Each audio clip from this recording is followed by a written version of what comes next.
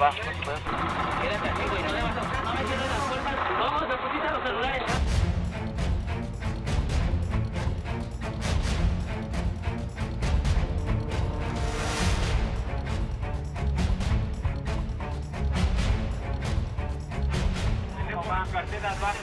Ahí todo, güey. Sacaron el celular a una señora. Se lo arrebató, se lo arrebató. Se va detenido. Se baja todo, teléfono, todos. Estimado televidente, venimos de una nota periodística en la que se deja de relieve el impacto que tiene el delito de robo en transporte público, tema del que hoy vamos a hablar aquí.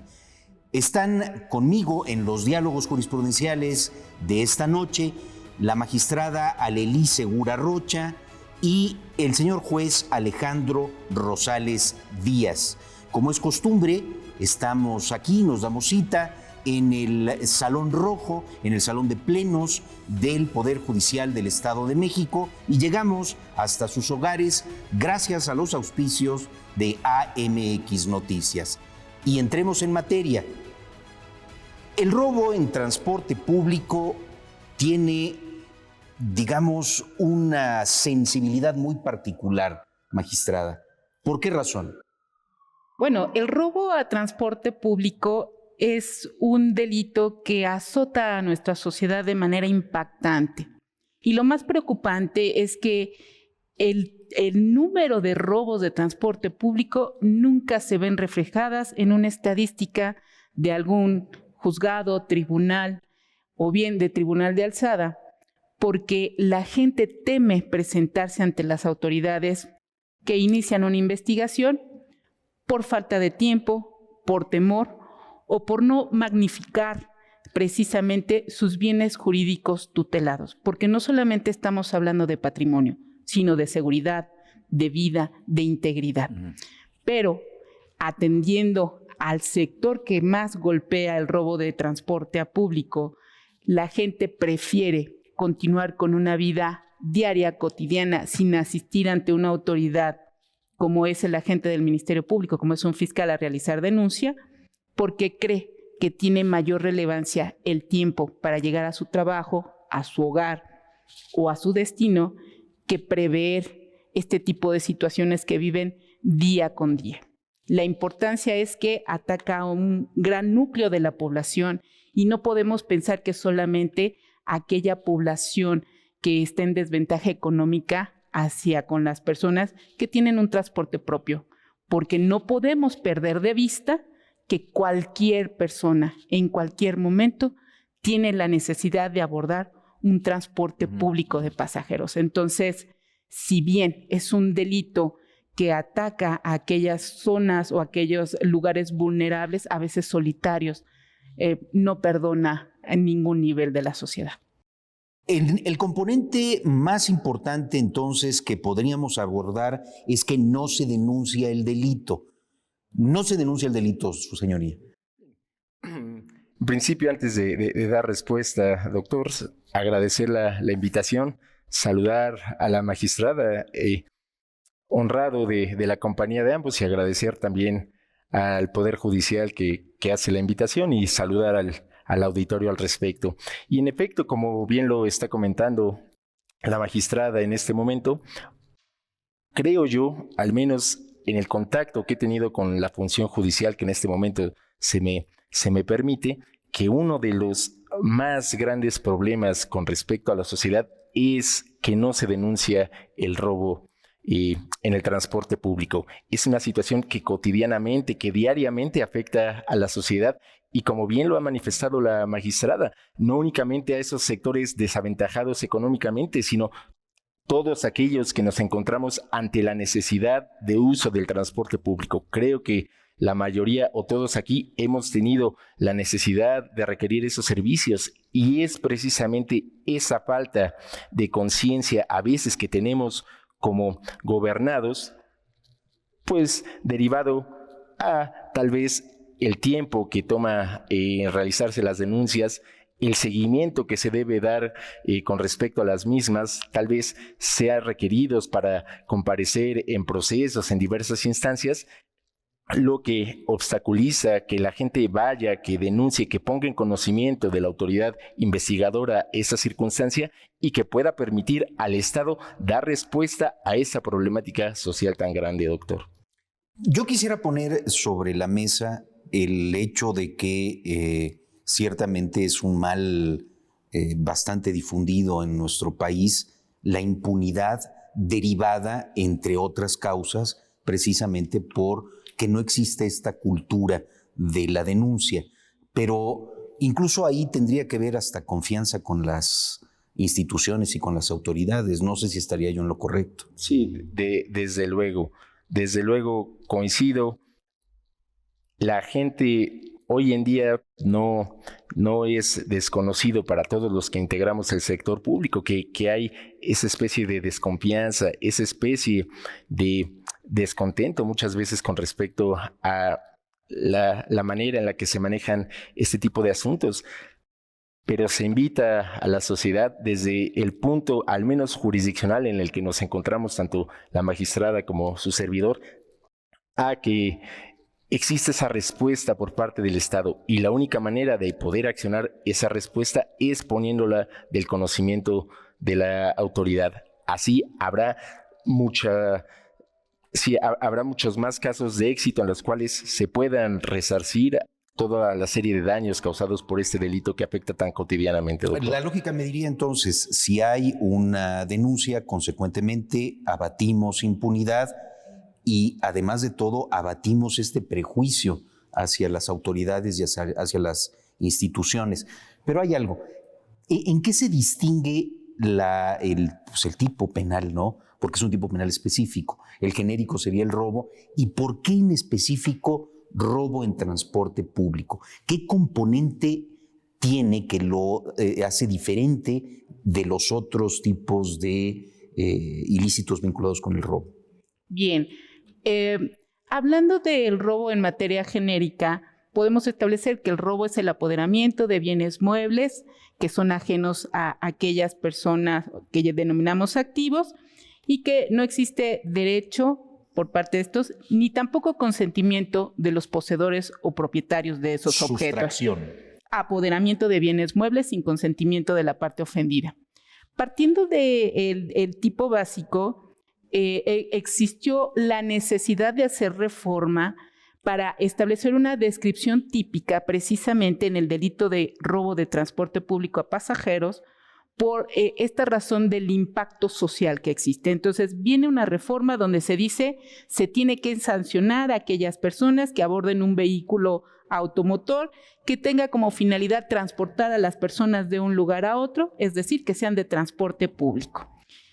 Partiendo de ahí tenemos luego entonces la siguiente pregunta que es importante: ¿qué debemos considerar por transporte público de personas? El propio artículo 290, fracción 18ª del Código Penal vigente en la entidad, nos establece qué debemos entender por esto de transporte público de pasajeros y nos habla precisamente que es transporte de personal, transporte de turismo o transporte de escuelas. ¿De qué estamos hablando? De muchas personas que necesitan transportarse. ¿Por qué? Porque el delincuente ataca esa zona por tener más sujetos pasivos y una mayor, se puede decir, ganancia o un mayor lucro con este robo, con este latrocinio, con este apoderamiento de objetos. Busca a más personas que aunque traigan 10, 20, 30, 40, 50 pesos, en suma pueda obtener un botín mayor. O sea, es transporte colectivo, fundamentalmente hacia donde está... Correcto, porque podríamos pensar que hay otro tipo de transporte. Tenemos taxis, tenemos Uber, pero no es colectivo, es usado por una persona. Este delito lo que quiere de alguna manera salvaguardar es precisamente, además del patrimonio, la seguridad de la colectividad, la seguridad de aquellas personas que requieren transportarse de un transporte público, un automotor de transporte público, para llegar a sus destinos, llámese trabajo, casa o lugares de recreación. Pero se requiere precisamente que las autoridades salvaguarden a estas personas. Por lo tanto, se habla de un transporte público colectivo. Ahora bien, existen agravantes, es decir, algunas circunstancias por las cuales se aumenta la penalidad. Es decir, tenemos un delito básico, ya hablamos del robo, tenemos una agravante que es transporte público de pasajeros, es decir, si alguien roba en transporte público de pasajeros, se aumenta la pena. Pero existen otras circunstancias por las cuales también se puede imponer penas mayores. La primera de ellas marca el artículo 289, reiteramos, fracción 18ª, que es cuando el robo de este transporte se haga a 2 o más personas, es decir, que en aquel transporte haya 2 o más personas a las que les roben sus objetos. Aquí dice la ley que se sancionará, además de lo establecido por valor intrínseco, por el valor de lo robado, de 1 a 2 años por cada sujeto pasivo. Es decir, se va haciendo una suma por cada persona pasiva a la que le quiten sus objetos, entonces se va sumando de 1 a 2 años. Tenemos otro parámetro que habla de cuando haya mujeres, niños, niñas, adolescentes y adultos mayores, que son los que englobamos en esta población o estas personas vulnerables. Evidentemente, por esta vulnerabilidad es que la pena debe de aumentar y se dice que es de 4 a 6 años de prisión. Y tenemos otros aspectos.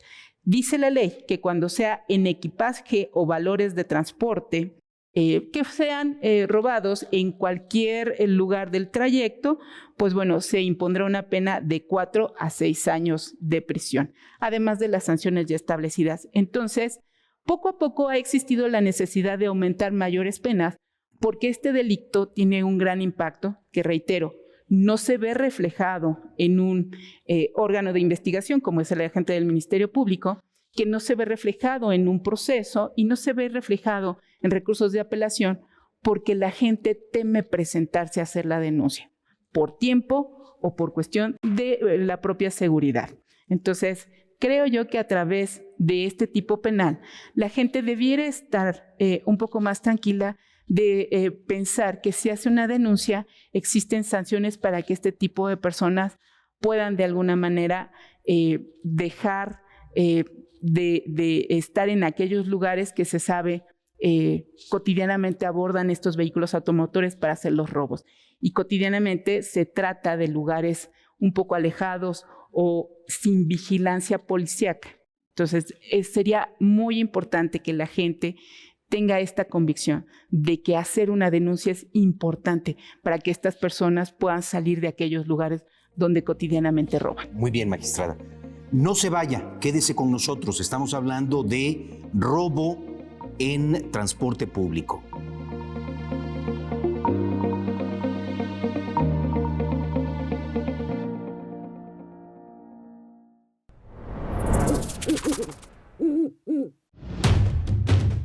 Atención, amantes del deporte y la justicia. Te acerca la 28ª carrera de Laya el Abogado, organizada por el Poder Judicial del Estado de México.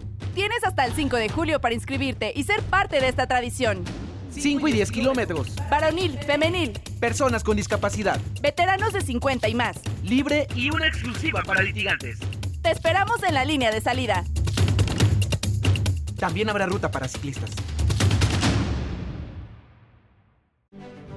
Hacer memoria para hacer justicia. Es el caso de que yo no he fijado mi pie por mucho tiempo en ninguna parte, y así he corrido de la seca a la meca. Me he impuesto a la perfección en las costumbres, la política, la filosofía, la moral, la jurisprudencia, la economía, la bélica. Soy capaz de dictar leyes para una república absolutamente democrática, federativa o representativa, una aristocracia o un gobierno mixto. Soy Jacobo de Villarrutia López y Osorio, el primer presidente del Supremo Tribunal de Justicia del Estado Libre de México. Nací el 23 de mayo de 1757 en Santo Domingo. Fui oidor de la Gran Audiencia de Guatemala. El rey Carlos IV ordenó por real cédula mi traslado a la Nueva España, donde me nombró alcalde del crimen de la audiencia, de la que fui el único integrante en apoyar el movimiento autonomista de la Nueva España. Fundé con Carlos María de Bustamante el Diario de México. Después regresé a España y otra vez crucé el océano para ser miembro de la Junta de Libertad de Imprenta y regente interino de la Real Audiencia de México. El 28 de marzo de 1825, el Congreso Constituyente me nombró presidente del Supremo Tribunal de Justicia del Estado Libre de México. y los magistrados que lo conformaron tomaron protesta e iniciaron sesiones el 6 de abril del mismo año.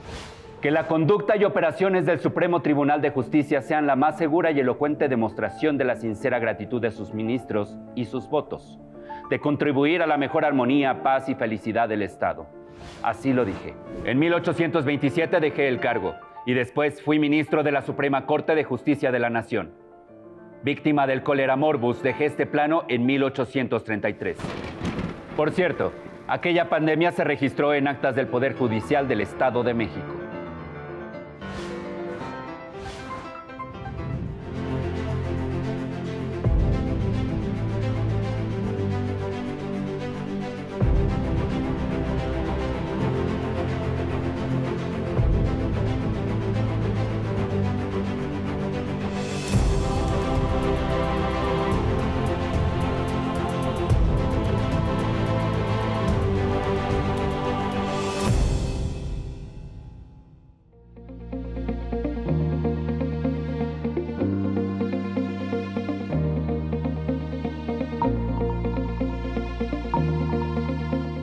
Regresamos y estamos charlando no de manera ociosa, sino porque efectivamente tiene un gran impacto. No solo es el noticioso, no solo el que llega hasta sus hogares a partir de los noticieros, no, es de alto impacto de orden social, económico, jurídico, porque además de todo son números que están acrecentando la labor tanto de la Procuración de Justicia como de la impartición de justicia. Uno de los datos que de inmediato me brincaron, 1,487 carpetas de investigación que han sido judicializadas en el transcurso del año pasado, 2023. Los números nos dicen mucho, magistrada. ¿Qué le sugieren a usted? Los números reflejan precisamente las cuestiones por las cuales nos preocupa al Poder Judicial del Estado de México hacer conciencia hacia todos los habitantes mexiquenses. Le explico por qué. Tenemos datos de CONCAMIN de que existen 50 robos a transporte público diarios. Si hacemos la sumatoria por años, estos 1,487 asuntos que se iniciaron en el año 2023 probablemente no tuvieron una respuesta o un desenlace en una sentencia de condena. Pero además, no todos esos 50 asuntos o 50 eventos delictuosos de robo a transporte público llegaron a la agencia del Ministerio Público precisamente por lo que platicamos. La gente tiene temor y desconfianza para llegar a un órgano de investigación a hacer la denuncia correspondiente. Tenemos además que en el año 2024 se han radicado 450 asuntos. Volvemos a lo mismo, la cifra negra proporcionada por CONCAMIN. 50 robos a transporte público diario no se convierten en estos 450 iniciados en el año 2024 si consideramos que ya estamos en el quinto mes. Entonces, la importancia de convencer a la gente de que las autoridades les escuchamos y queremos que estas personas que se dedican a robar puedan ser sancionadas a través de una pena es de suma importancia. ¿Por qué? Tenemos como antecedente o como experiencia que las personas que se dedican a robar ya tienen un lugar establecido para hacerlo.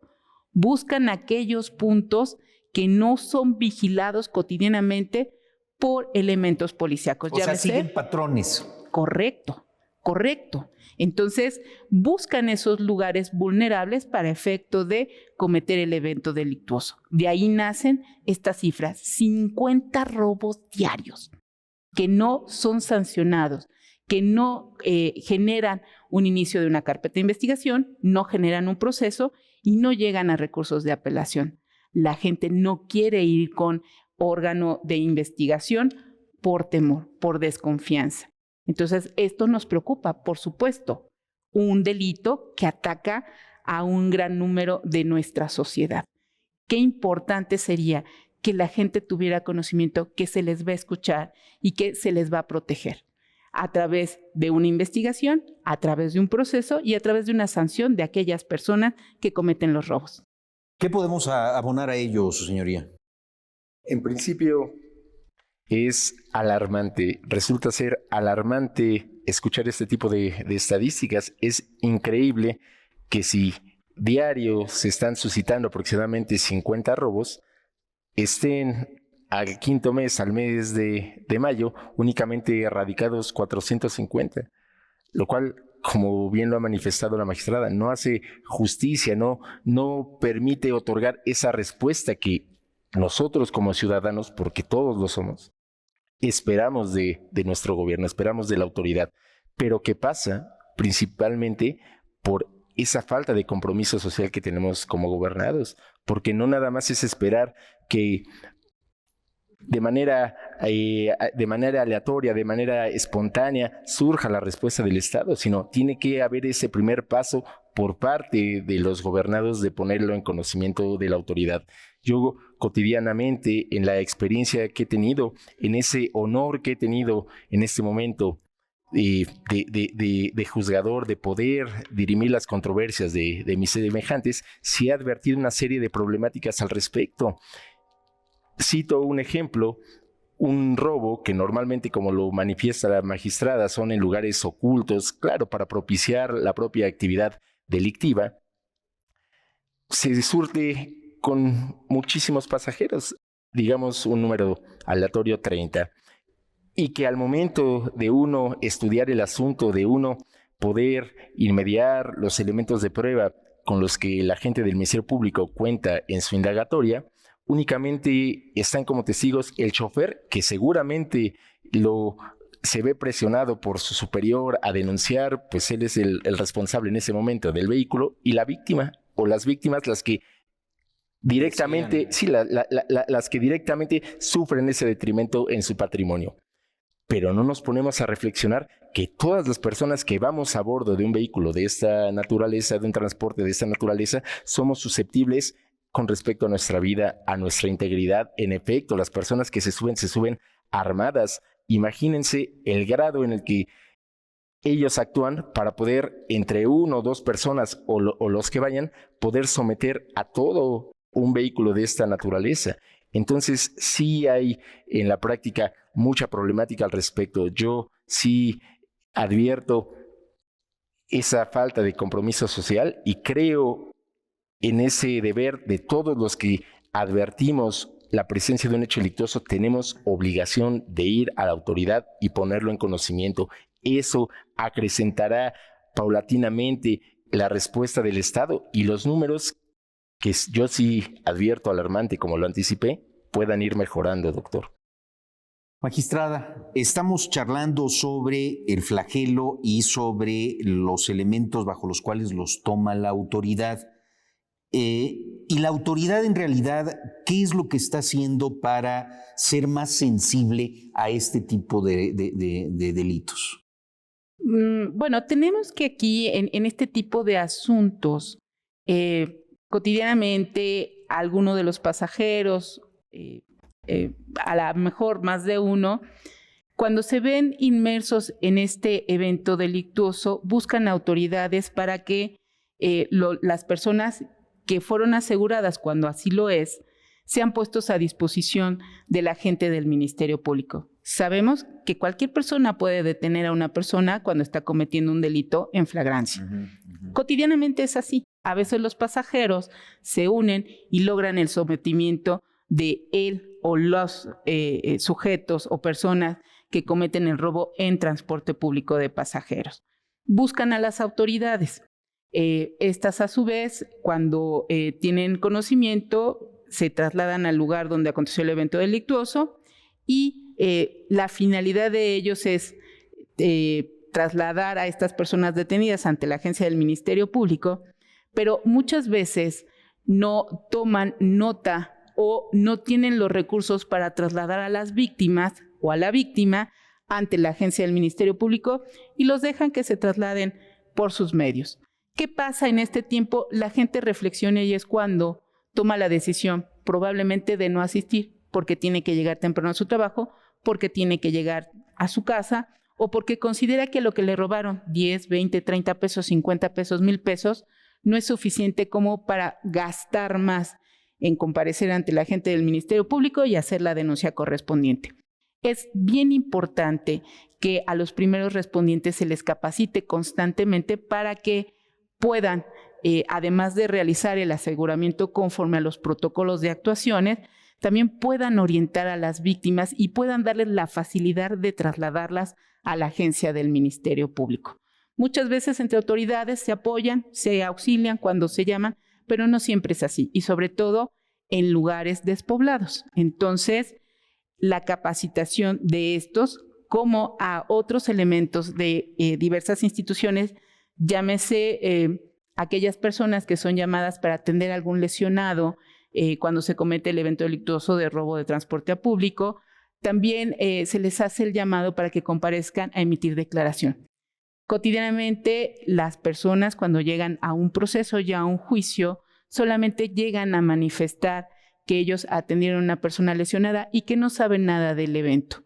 ¿Para qué? Para no verse involucrados o no tener temor a que se les cause algún mal. Entonces, también necesitamos de alguna manera concientizar a estas personas que a lo mejor atienden médicamente a los pasivos o inclusive a los activos, pero que también son testigos fundamentales y no lo quieren ser. Entonces, es importante que toda la sociedad colabore para efecto de que este tipo de hecho delictuoso disminuya y no aumente con estas estadísticas tan alarmantes. Estimado televidente, el tema es muy importante, muy relevante. No se vaya, quédese con nosotros.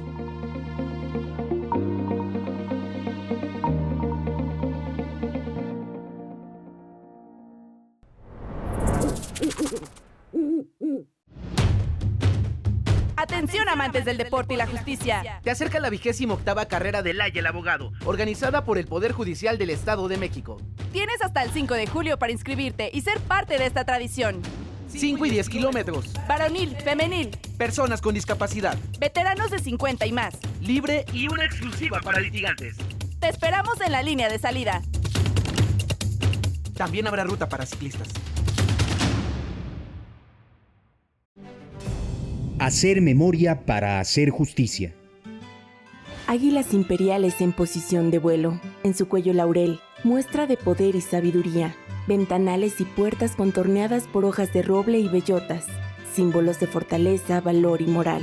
Originalmente, cubiertas por oro de 23.5 quilates, 134 metros cuadrados, muros de adobe con 5 ventanas al norte. Hemiciclo antecedido por 3 escalones y al poniente 4 puertas entableradas, 180 pompones en techo y 3 candiles checos. Este es el histórico Salón de Plenos del Poder Judicial, restaurado en el 2021, la primera acción rumbo al Bicentenario. Rescatar el Salón de Plenos es muy importante porque vamos a devolverle su majestuosidad, la grandeza que ha tenido y ha sido testigo de grandes acontecimientos, no solamente para el Poder Judicial, sino para todo el Estado de México. Ese salón fue sede de la legislatura. Desde ahí se hacían recepciones para celebrar las fiestas de la Independencia Nacional. La Guía de los Viajeros, de Aurelio J. Venegas, refiere a este recinto como el Salón Rojo. Se dice que Porfirio Díaz lo visitó y aquí se hicieron las exequias de Vicente Villada, quien residía en el palacio. Un palacio que fue diseñado por un niño héroe. Sí, escuchaste bien, un niño héroe, el ingeniero Ramón Rodríguez de Arangoiti, uno de los cadetes que defendió el castillo de Chapultepec. Llegó a Toluca en 1870 a crear y construir, entre sus obras, el Palacio de Gobierno, actualmente residencia del Poder Judicial. Dentro, el Salón de Plenos, donde magistradas y magistrados toman las decisiones y planteamientos en favor de la justicia.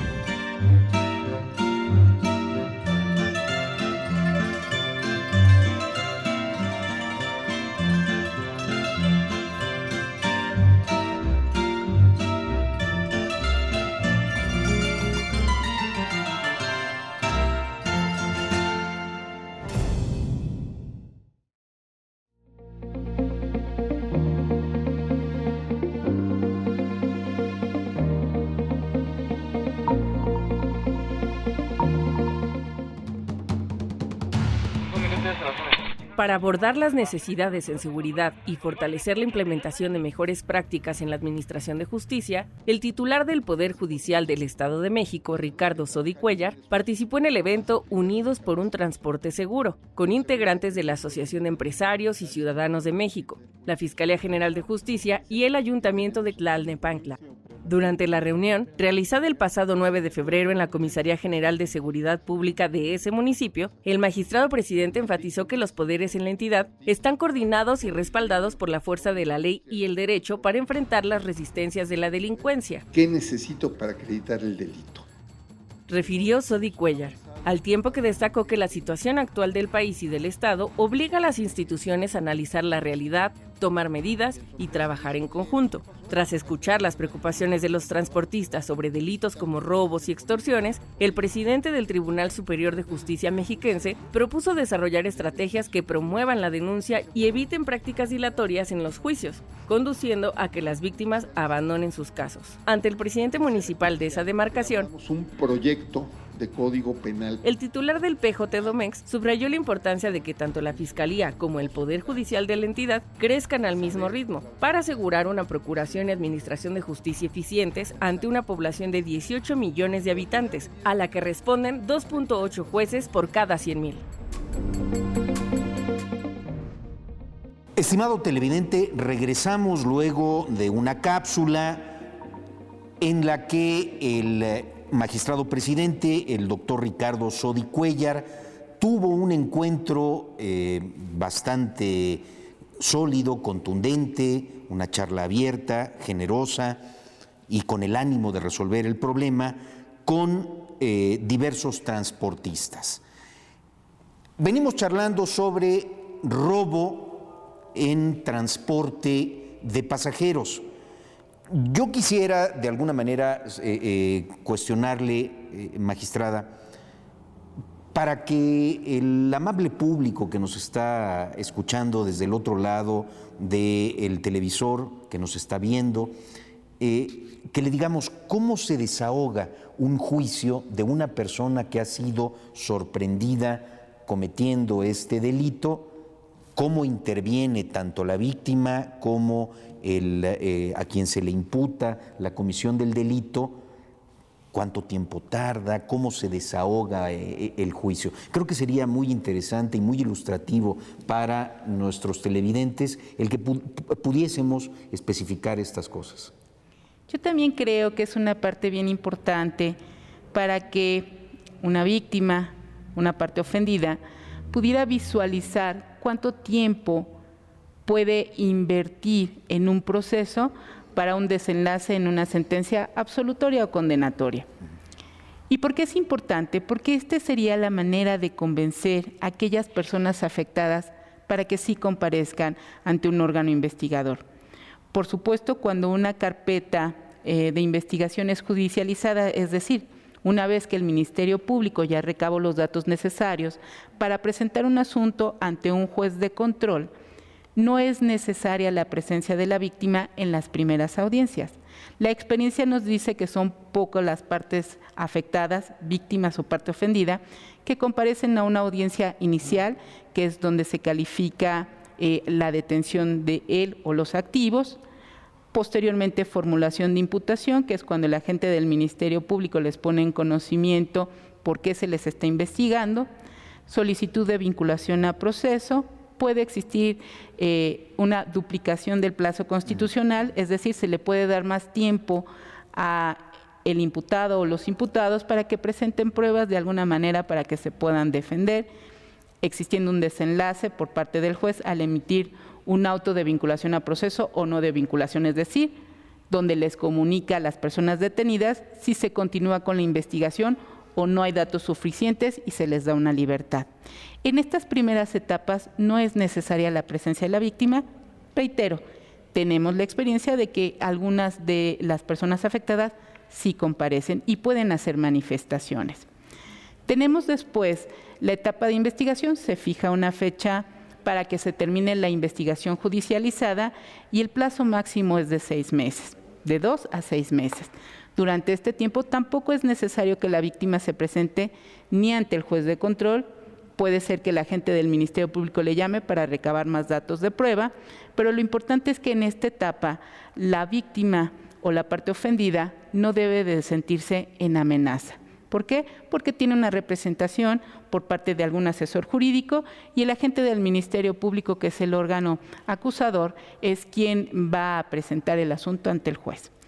Terminamos con esta primera etapa y seguimos con una etapa intermedia que tampoco resulta necesario que la parte afectada se presente, aunque lo puede hacer para hacer las manifestaciones necesarias. Terminando la etapa intermedia, que es cuando las partes ofrecen pruebas y se admiten, inicia una etapa que llamamos la de juicio, donde sí es necesario que la parte ofendida, la víctima, comparezca. En juicio. En juicio, para efecto de que emita su declaración y establezca cómo aconteció el evento delictuoso. Entonces, la inversión de tiempo no es tanto como muchas veces lo considera la víctima o la parte ofendida, aunque no podemos demeritar. Sabemos que muchas veces las personas trabajan y las empresas o lugares donde lo hacen no les autorizan o no les dan permiso o les sancionan descontando el día. Pero es muy importante que tengan en conocimiento que la etapa fundamental donde se requiere su presencia es en un proceso.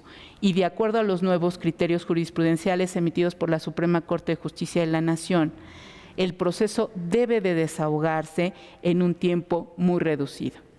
Se ha establecido, las audiencias no pueden suspenderse por más de 10 días naturales y por lo tanto el Poder Judicial del Estado de México ha invitado a sus jueces a que los procesos se inicien y se terminen en 1, 2 o 3 audiencias a lo máximo, por lo cual ello implicaría un mayor conocimiento, una mayor inmediación para efecto de que se emita una sentencia conforme a lo que establece la ley.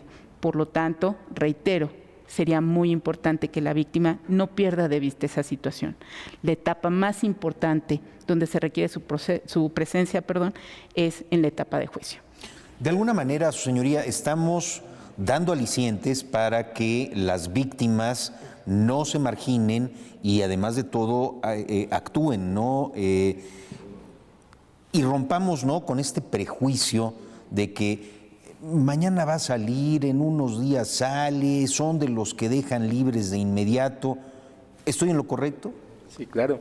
Existe ese prejuicio socialmente, pero finalmente es obligación de las víctimas comparecer en la etapa de juicio. Ahí es donde podrán plantear ellos la dinámica del hecho, donde podrán relatar de viva voz ante el juzgador cómo es que acontecieron los hechos y naturalmente esperar la justicia que tanto merecen.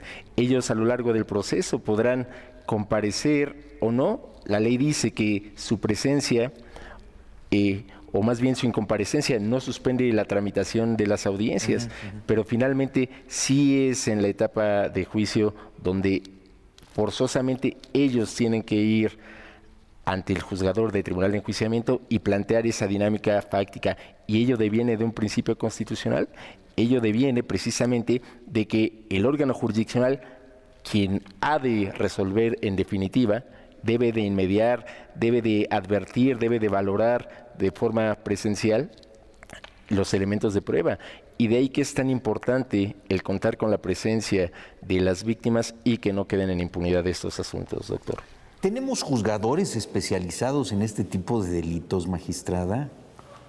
Yo considero que todos nuestros jueces, hablando del Poder Judicial del Estado de México, están especializados para conocer cualquier tipo de evento delictuoso, es decir, para que lo pueda juzgar. Y bajo esta perspectiva considero que la capacitación constante que nuestro presidente, el doctor Ricardo Sodi Cuéllar, ha impartido, se ha preocupado porque sus jueces se encuentren precisamente esta especialización, no solamente en el delito de robo en transporte público de pasajeros, sino en cualquier otro evento delictuoso que impacte a la sociedad, por supuesto. Cualquier evento delictuoso puede ser sometido a la potestad, al conocimiento de cualquier juez del Estado de México. Eso lo presumo todos los días. Que tenga certidumbre entonces la ciudadanía en el Estado de México que nuestros jueces, nuestros magistrados tienen una formación integral, una formación vasta, suficiente como para abordar este y todos los ilícitos que se lleguen a presentar en materia penal. Por supuesto. Me queda muy claro y además de todo esto nos motiva a seguir promoviendo que en el Poder Judicial del Estado de México hay una muy clara convicción, hay una muy clara vocación por atender a los justiciables como se debe, como está previsto en la norma. Su señoría, el ilícito ciertamente es el del robo en transporte público. Sin embargo, generalmente se cometen otro tipo de delitos vinculados o derivados precisamente del acontecimiento. ¿Podría usted darnos alguna indicación de qué es lo que se presenta en este tipo de ilícitos?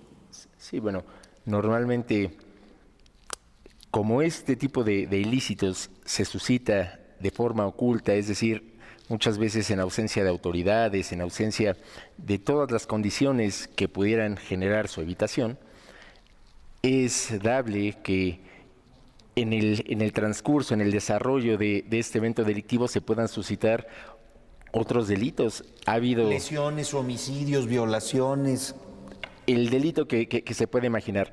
Imagínense un contexto en el cual personas armadas que también tienen riesgo de ser capturadas, de que normalmente son en inferior número con respecto a las personas que en ese momento se encuentran a bordo del transporte público, tienen la adrenalina en ese momento, tienen todas las condiciones psicológicas, sociales para poder desencadenar más eventos delictivos. Y sí, ha existido múltiples asuntos en los cuales hay personas que se resisten o a veces que no lo hacen. A veces es simplemente alguno de los perpetradores se suelta un disparo y ahí se pierde la vida de una persona. Estaríamos hablando de ahí un tipo de delito diferente, que si bien es cierto, es acontecido al interior del transporte público, ya ahí se persigue de manera diferente. Ese ya sería un tipo complementado, un robo que causa la muerte.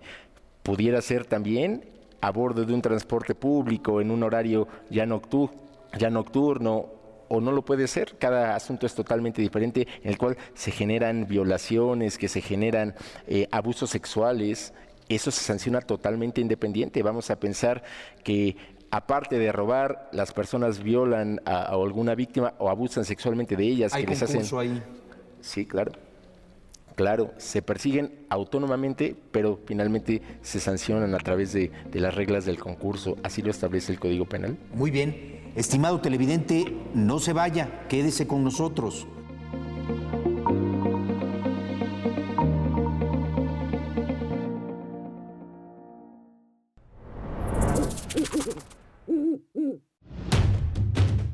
Atención, amantes del deporte y la justicia. Te acerca la 28ª carrera de Laya el Abogado, organizada por el Poder Judicial del Estado de México.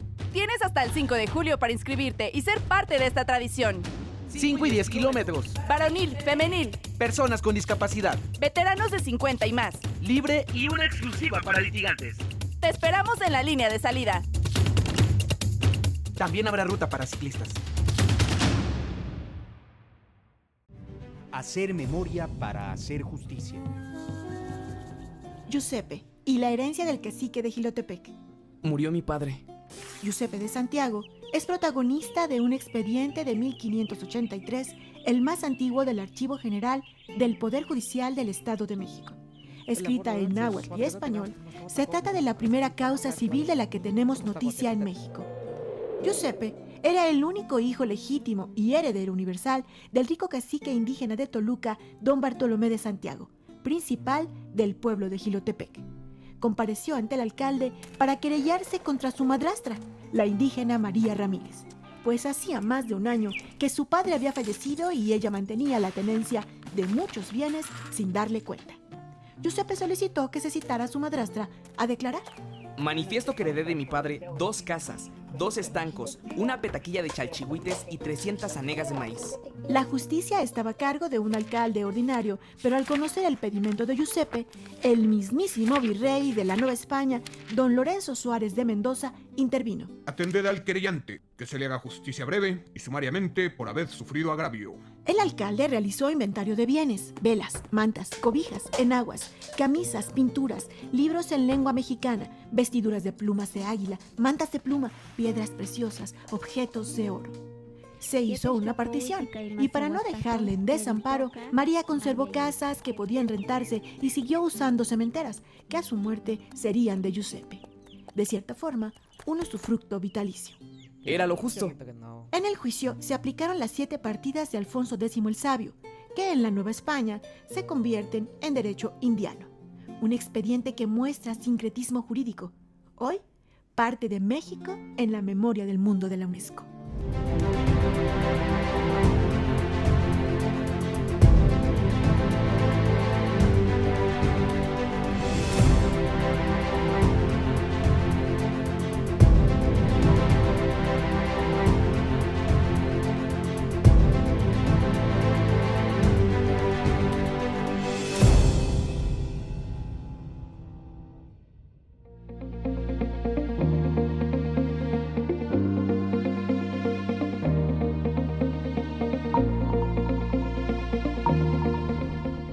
La construcción de una política criminal para el Estado de México debe de hacerse a partir de la experiencia de un poder judicial y con el apoyo del Poder Ejecutivo y desde luego del Legislativo. Es un código penal más sencillo, construido a partir de la experiencia de los jueces, construido a partir de la experiencia de los agentes del Ministerio Público para hacer la aplicación de la ley más sencilla y poder combatir con más eficiencia a la criminalidad. Ese es el objetivo. Somos pioneros en que en sede judicial se construya un proyecto de combate a la criminalidad a partir del rediseño del Código Penal y donde muchas conductas que no tiene sentido que sean delitos van a pasar a la Ley de Justicia Cívica. Cuando un trabajador va en un transporte colectivo, un asaltante lo desapodera de su quincena completa y llega a su casa y no tiene dinero para comprar lo elemental, no un lujo, lo elemental. Esa es una verdadera tragedia. Y a ese trabajador que es afectado, lo obligamos a ir al Ministerio Público a presentar denuncia, a ratificarla, a comparecer a juicio, a atender el interrogatorio para poder sancionar al delincuente. Eso es completamente incorrecto. Tenemos que darle las facilidades al ciudadano para que sea fácil y rápido y no le cueste tiempo, que baste con el criterio del policía que tomó nota de su identidad y todo, y que tomó nota como primer respondiente del caso, para que con ese testimonio de un servidor público que tiene un sueldo para hacer esto, vaya al juzgado y se dicte una sentencia de condena y no de libertad. Esos son los cambios que proponemos, cambios prácticos que inciden en la vida diaria de los mexiquenses. Venimos de una cápsula en la que el señor magistrado presidente, el doctor Ricardo Sodi Cuéllar, hace algunas reflexiones sobre el flagelo que representa para la sociedad mexiquense el robo en transporte. Muy bien, quiero yo poner sobre la mesa porque eso puede ilustrar mucho a nuestro estimado televidente.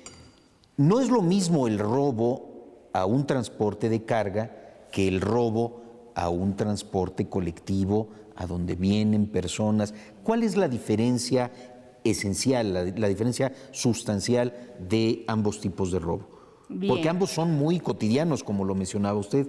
Claro, tenemos que la estadística que da Concamina es precisamente al robo de transporte público. Hemos referido entonces que son 50 asuntos diarios. Pero el transporte público no solamente es donde viajan los pasajeros, el transporte público también es aquel donde se traslada la mercancía. Existe una diferencia en robo de transporte público de pasajeros. Hemos referido, encuentra una descripción típica, es decir, está descrito en el Código Penal en el artículo 290, fracción 18ª. En correlación con el artículo 287 del mismo cuerpo de leyes, donde se describe el robo en lo genérico. El robo de transporte público, pero ya no de pasajeros, se encuentra descrito en el artículo 290, que nos habla de las agravantes del robo, pero en la fracción 5ª, donde se encuentra la descripción del robo de vehículo automotor y de la mercancía transportada en vehículo automotor. Y es donde tocamos el tema del robo de transporte público, que también consideramos es un evento delictuoso que ataca a la sociedad. Hemos visto inclusive algunas manifestaciones de aquellas personas del transporte público federal donde su mayor preocupación, por eso la manifestación, por eso el cierre de las vías principales, es la inseguridad que viven, el robo a este tipo de transporte. Pero aquí ya no hablamos de la colectividad, no hablamos de pasajeros, hablamos precisamente de la inseguridad hacia los choferes y hacia las personas que custodian y cuidan esa mercancía, que también no solamente trastocan el patrimonio que hemos referido, es el bien jurídico que protege la ley. Pero también se habla de la seguridad de estos transportistas. Muchos de ellos son secuestrados, son privados de la libertad para cometer ese robo. Muchos de ellos son golpeados, muchos de ellos son privados de la vida. También es un delito de impacto social de suma importancia y por eso también las reuniones de los líderes de estos transportes públicos federales con nuestro señor presidente. Indudablemente, ambos eventos delictuosos golpean a la sociedad. Pero lo que nos atañe el día de hoy es el robo a transporte público por la colectividad, por las personas que viajan en este transporte público, por niñas, niños, adolescentes, mujeres y adultos mayores que viajan en estos transportes, que requieren de este transporte para llegar a sus destinos y que invitamos, porque reitero es la preocupación, de que hagan una denuncia para poder disminuir precisamente la comisión de estos eventos delictuosos. Hace un momento, tras bambalinas, decía la magistrada que el delito de feminicidio se incrementa en su sanción si se da adentro de cuando acontece un robo en transporte colectivo, en transporte público de pasajeros. No solo es la cuestión de la tutela a la vida de la mujer, una cuestión de género, sino también tutela a niños, personas de la tercera edad. Hay esta tendencia a hacerlo más grave el ilícito si acontece dentro de un robo a transporte. Sí, en principio destacar que en efecto una circunstancia que aumenta penalidad con respecto al feminicidio es que se haya suscitado al interior de un transporte público, y eso derivado a que ya el propio género femenino es un sector vulnerable y en condiciones de mayor vulnerabilidad como lo son a bordo de este tipo de vehículos, es que el legislador ha establecido una sanción mayor. Y sí, doctor, en efecto, con respecto a las agravantes que plantea el robo que se sigue con respecto a un transporte público, una de ellas es que se ha suscitado en contra de adultos mayores, en contra de niños, en contra de mujeres, de esos sectores vulnerables. Claro, ¿no? Claro. Precisamente el legislador, cuando realiza ese proceso legislativo y consecuenta y culmina en la legislación penal, toma en consideración toda esa serie de problemáticas sociales, y que hoy en día una de las que vivimos de mayor necesidad por cuanto hace a su atención es ese sector vulnerable.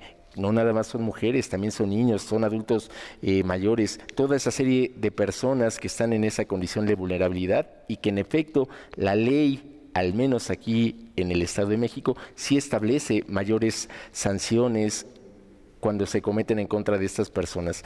También destacar que a lo largo de la experiencia profesional, a lo largo del contacto cotidiano con los asuntos, uno advierte criterios por parte de las autoridades federales, diversos criterios, muchas veces obligatorios, muchas veces únicamente orientadores, y resaltar al respecto que por cuanto hace a que la calidad del sujeto pasivo en esta agravante revista ser mujer o revista ser personas de esta condición, es decir, de un sector vulnerable, hay criterios que establecen que esto es discriminatorio, es decir, que no puedes sancionar ya penalmente, tomar este elemento, la condición de vulnerabilidad con respecto a estas personas, porque sería discriminatorio. Es decir, tomar en consideración como único motivo el que se trate de una mujer, el que se trate de una persona con estas características sería discriminatorio. Son criterios que a veces son obligatorios, que los establece la autoridad federal, a veces se tienen que seguir, muchas veces son únicamente orientadores, pero sí comentarlos también para que la gente esté informada al respecto y que cuando no se sancionen con respecto a estas agravantes, puedan comprender adecuadamente que es en seguimiento a estos criterios que existen, ¿no? Su señoría está diciendo, magistrada, que se aumenta la pena a partir de esta condición de vulnerabilidad.